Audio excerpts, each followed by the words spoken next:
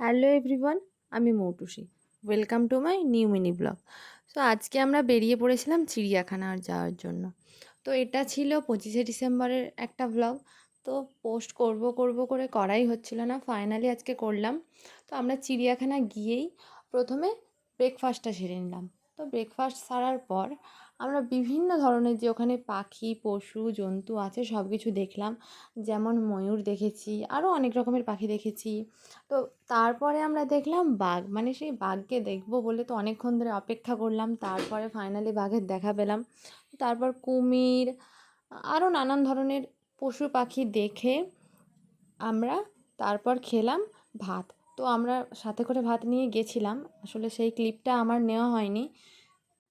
তো তারপরেই আমরা দেখলাম গন্ডার। গন্ডারটা আবার জলে দাঁড়িয়েছিল। তো ওখানে প্রচুর ভিড় হয়েছিল গন্ডার দেখবে বলে। আর আমরা যেহেতু গেছিলাম 25শে ডিসেম্বর, সেহেতু ওটা যেহেতু ছুটির দিন ছিল, তাই ভিড়টা না প্রচণ্ড পরিমাণে ছিল। তো তারপরে আমরা দেখলাম কচ্ছপ। কচ্ছপটা ছিল তো ভীষণ বড়। এরপর দেখলাম ভাল্লুক।